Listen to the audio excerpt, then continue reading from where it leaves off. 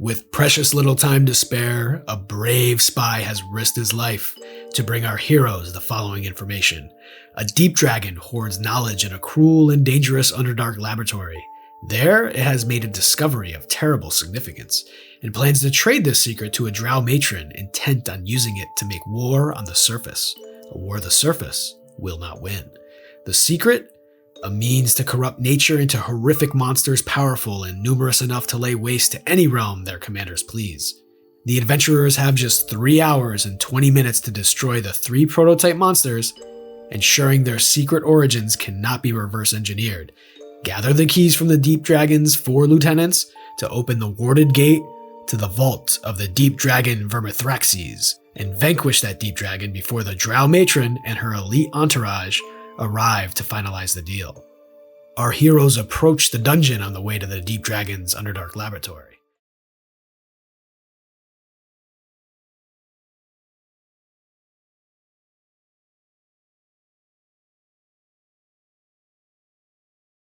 The trio of adventurers descend into the cave, bullseye lantern in hand, and peer out at the large door with 4 large glyphs adorning the closed structure. Recognizing the futility of trying to break through, they instead approach the door labeled Archives with a single glyph. Lisan attempts to unlock it and disable any traps. Ulysses casts guidance on the monk, but a failed investigation check reveals no traps or means to identify or disable the glyph. Doing better with sleight of hand, Lee is able to unlock the door, and he takes the dodge action in anticipation of any forthcoming saving throws. The door pops up and nothing happens. Silence. I got the door open, guys. No traps, apparently. Lee gleefully parades through the passageway, but not before the glyph activates and drops a fireball directly on the intruder. A successful saving throw from Lee and evasion negates all 30 points of damage. Like I said, guys, no traps. The team moves into the room, which for an area named Archives conspicuously lacks books. Another investigation check, with guidance, allows Lisan to identify a pressure plate, but nothing more than that. Korak, the Boltmaster, fiddles with the pressure plate using thieves' tools and reveals a potential staircase if the plate is activated. They debate guidance the spell versus guidance of wisdom as Lisan steps on the plate with Ulysses' permission. Go ahead with the wrong power, you know? Understood. You just wanted to get your guidance before proceeding. Here we go. Yep, of course. I will Always activate guidance. that. I actually didn't mean guidance the spell. I just, I meant the guidance of your wisdom.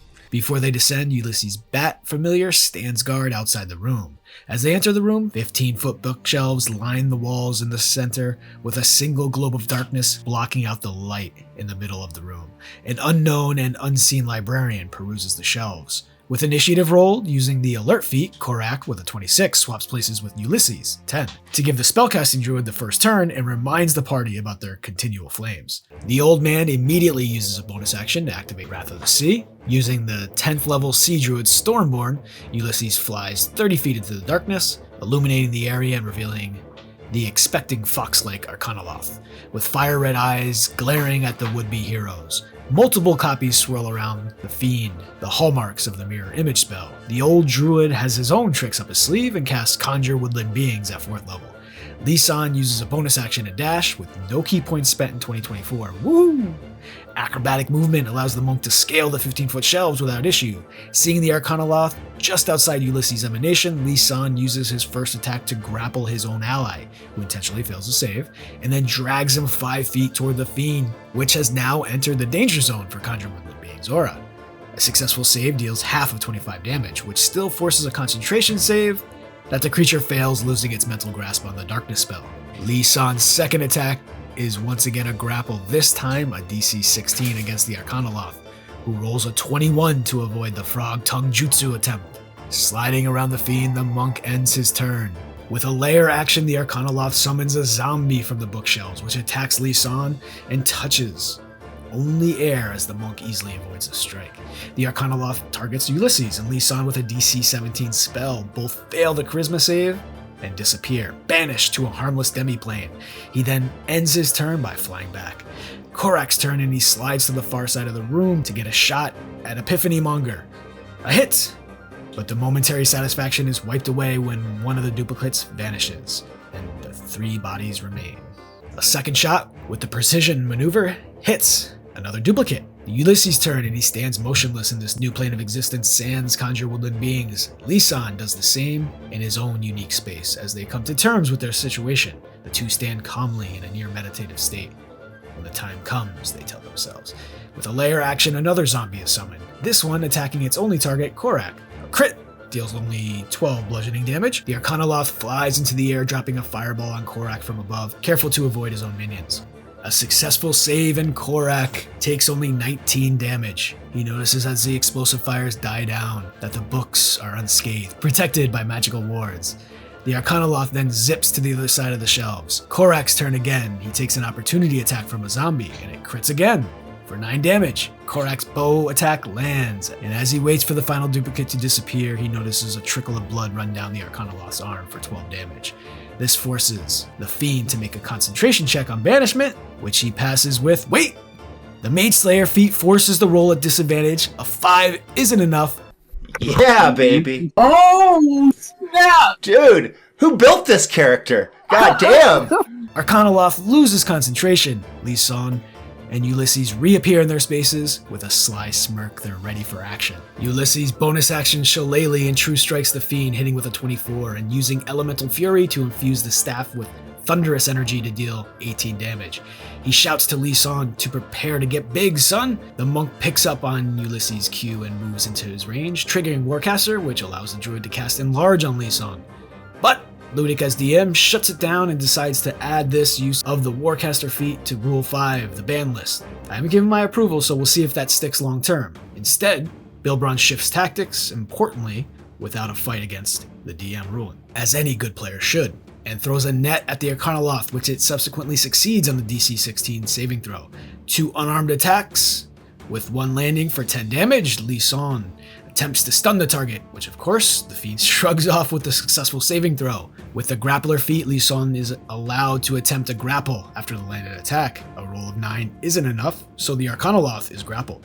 The final attack misses, despite advantage, and Lisan drags the grappled Fiend to the corner of the room. Epiphany Monger's turn, and he once again banishes both the Monk and Druid after their weak charisma saves both fail. Korak alone again moves to get a clear shot at the Fiend. The arrow strikes true, dealing 16 damage, bloodying the Archonaloth, and once again forcing a concentration save at disadvantage. The first roll is a 21, the second is a 9. Banishment drops again because of Mage Slayer. It's an absolute beast of a feat.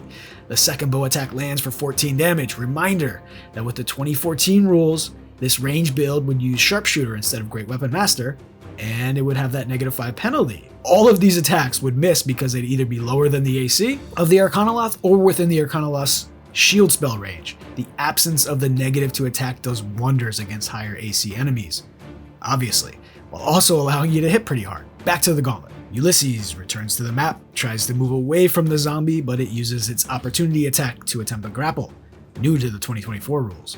A 6 fails and Ulysses is grappled. He recasts Shillelagh and Blade Ward in response. Lisan rushes Epiphany Monger and tosses another net. The Fiend dexterously avoids entanglement. 2 more strikes miss, and that's the end of his turn. The zombies stumble down the bookshelves and meander to the nearest targets. 2 zombies miss the blade-warded druid. The third, newly spawned zombie, lands a strike on Korak, dealing 2 damage. The Archonaloth casts Dimension Door, and Thanos backsteps out of the room. Korak whips out a short sword, returning the favor to the zombie, landing with that first attack for 7 damage, and vexing the undead creature. Korak takes out a scimitar, waves it in the air, and instead thrusts the short sword again with a sly grin. The attack hits, extending Vex for another attack and dealing 8 damage. Using the scimitar's Nick property, Korak attacks for a 3rd time, dealing 11 damage, dropping the zombie, but with a 19 con save, Michael Myers sits up with 1 hit point. Ulysses True Strikes the zombie for 16 damage. Lisan rushes around the battlefield and wipes out 2 zombies. The zombies deal no damage on their turn.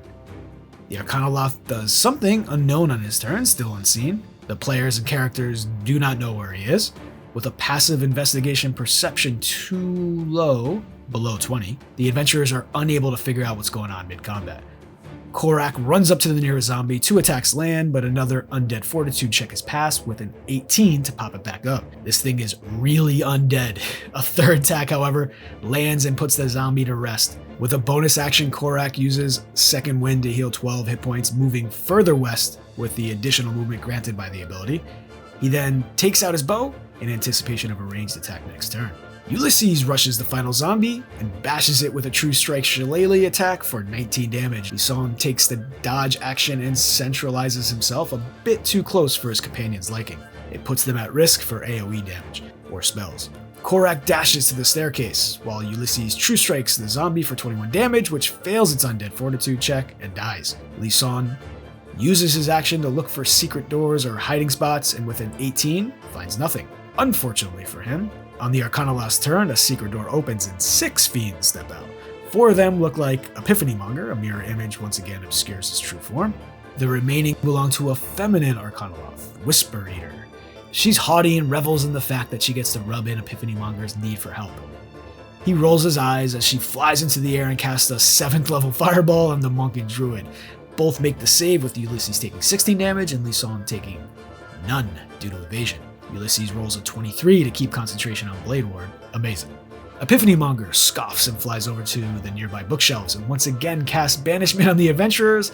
Lisan fails miserably with a 4, Korak fails with a 10, but simply chooses to succeed instead. Why? Holy fucking shit.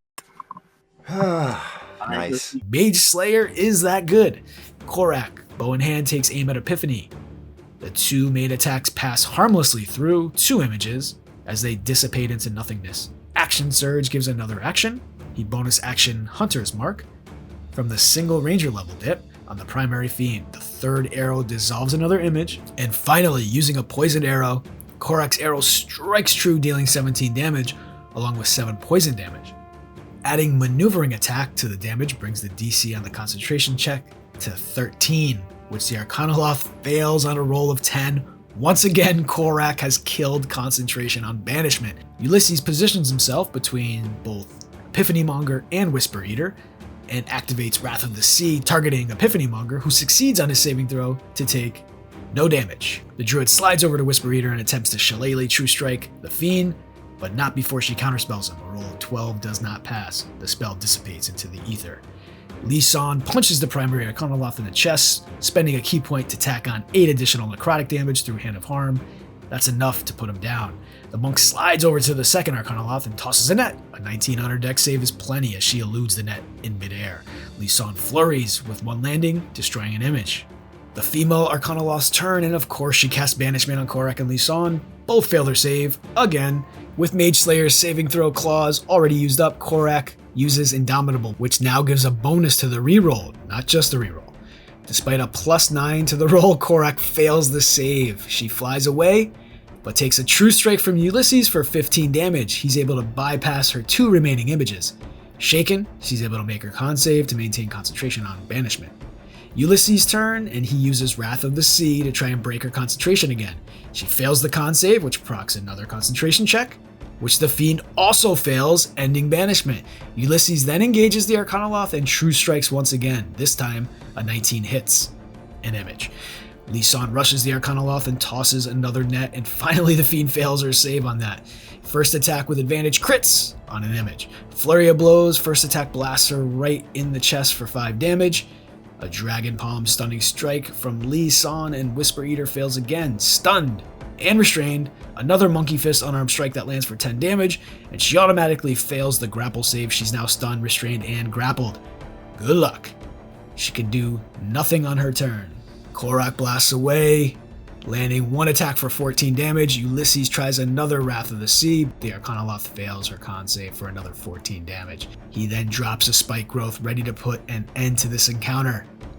Lisan then drags the grappled Archonaloth 150 feet around the Spike Growth for 60 d4 damage. 155 piercing is easily enough to put the Fiend to rest. In case you're wondering if that cheese is still stinky in 2024, it sure is.